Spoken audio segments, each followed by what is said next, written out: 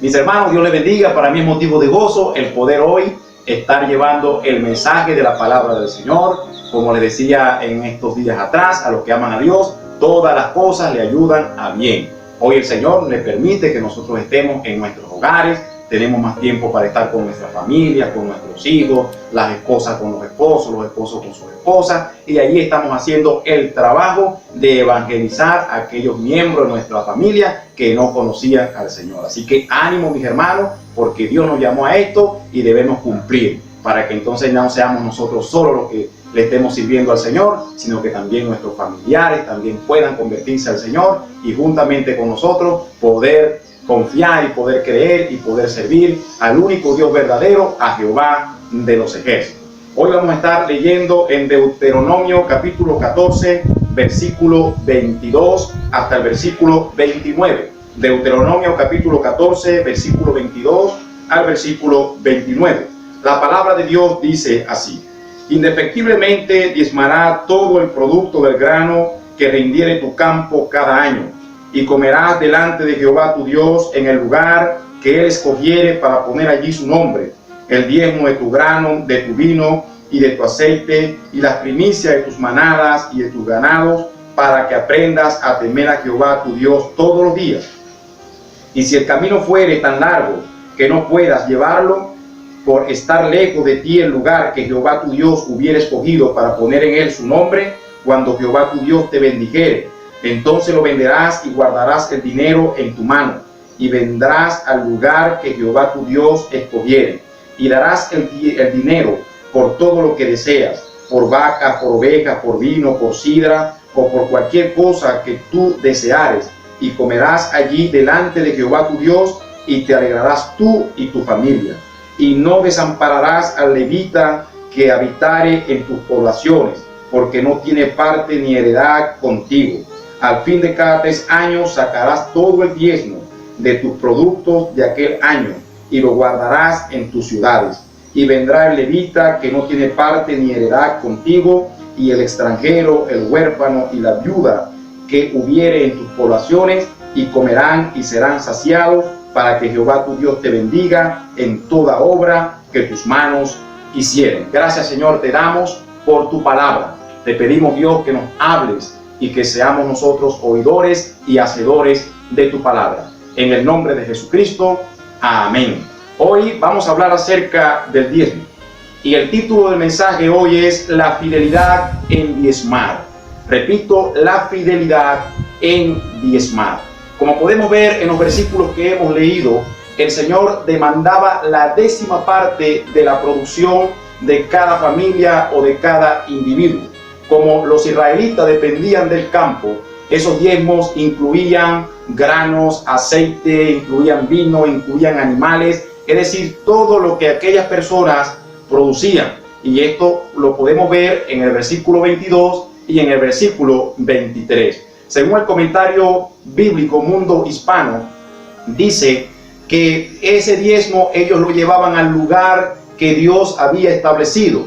Y en ese diezmo ellos podían compartir con su familia, compartir con el levita. Es decir, era un momento de celebración.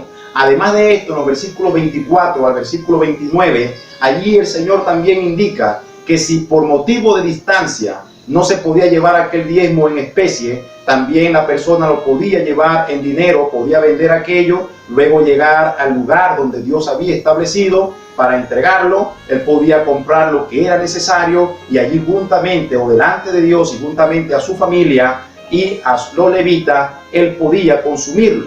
Además de esto, en el versículo 28 y versículo 29, allí el Señor nos habla de un diezmo que se recogía o se recolectaba cada 3er año. Este diezmo tenía el propósito de ayudar a los levitas, de ayudar a los huérfanos, a las viudas, a los extranjeros. Es decir, este diezmo tenía la intención de ayudar a las personas necesitadas o a las personas pobres de la población de Israel. Ahora, mis hermanos queridos, podemos decir o podríamos hacer una pregunta hoy. ¿Para qué debemos nosotros ser fiel al diezmar? ¿Para qué debemos nosotros diezmar? En los versículos que acabamos de leer indica los propósitos para los cuales nosotros debemos diezmar. Y en el versículo 23 allí dice, para que aprendas a temer a Jehová. ¿Qué estaba indicando aquí Moisés? Eso de que aprendas a temer a Jehová, es lo que estaba diciendo, es para que reverencies a Jehová con lo que Dios te ha dado. Aquí implicaba reconocer que los bienes que ellos tenían era por medio de Dios, que las bendiciones o las posesiones que ellos tenían dependían de Dios. Por lo tanto, todos esos bienes, cuando ellos daban sus diezmos, ellos estaban indicando de que todo esto dependía por las bendiciones de Dios para con ellos. Por eso es que esto se hacía una gran celebración donde participaban las familias, participaban los levitas, porque ellos cuando hacían esto, ellos estaban reconociendo que toda la abundancia que ellos tenían era producto de lo que Dios le había dado en toda su producción, en todo la siembra o la cría de sus animales. Además de esto, también indica que era para ayudar a los levitas y a las personas necesitadas. Es decir, todo este diezmo era con la intención de poder brindar ayuda y sustento a las viudas, a los huérfanos, a los levitas, es decir, a las personas necesitadas, a las personas pobres de Israel, pero también para ayudar a los levitas. Acuérdense que los levitas no tuvieron heredad, por lo tanto, su medio de sustento eran los diezmos que se llevaban al tabernáculo. Si buscamos nosotros, podemos leer cuando tengamos tiempo, en Números 18 y en Levítico 27, allí indica que también se debía, ese diezmo era para sustentar a los sacerdotes, pero también para los gastos del tabernáculo. Es decir, que de allí, de esa parte que se llevaba al templo, al tabernáculo, también era para el sustento de estos hombres que se dedicaban por completo al servicio de Dios. Pero también, ya en el versículo 29, en la última parte, allí indica que era para que Dios nos bendijera o para que Dios los bendijera. Es decir, como dice Malaquías 3:10, cuando dice, traed los diezmos, el alfolí, y habrá alimento en nuestras casas, y Dios abrirá la ventana de los cielos y derramará bendición hasta que sobreabunde. Dios iba a reprender al devorador que destruía los frutos, y además dice que las vides no serían estériles. Es decir, todo esto era producto de las bendiciones de Dios para aquellos que diezmaban, para aquellos que llevaban sus productos de lo que Dios les daba o de lo que Dios les proveía. Además de esto, mis hermanos, es necesario tener presente, porque en estos últimos tiempos hay un debate muy serio acerca del diezmo. Es un debate entre muchos creyentes donde algunos dicen que no se deben diezmar, otros dicen que sí se debe diezmar. Otros dicen que el cristiano en este entonces o en este tiempo no está obligado a diezmar. Y por esto surgen muchos comentarios, por esto surgen muchas opiniones, de esto surgen aún hasta muchos conflictos, porque a la hora de diezmar, algunos dicen que no se deben hacer. Ahora, ¿por qué ellos dicen esto? En primer lugar, algunos alegan que el diezmo era solamente en la parte de la ley de Moisés, en la ley mosaica. Otros dicen que el Señor Jesucristo ni siquiera hizo referencia del diezmo, y para el tiempo en que Jesús estuvo aquí en la tierra no se diezmaba. Ahora, es necesario que nosotros podamos evaluar bien lo que la palabra de Dios nos dice. Y en primer lugar, el diezmo no nació con la ley de Moisés. ¿Por qué digo esto? Porque si usted y yo evaluamos Génesis capítulo 14, encontramos a Abraham entregando sus diezmos a Melquisedec. Si usted evalúa en Génesis 28, usted va a encontrar a Jacob, que también en sus votos, él dice que iba a entregar sus diezmos a Dios.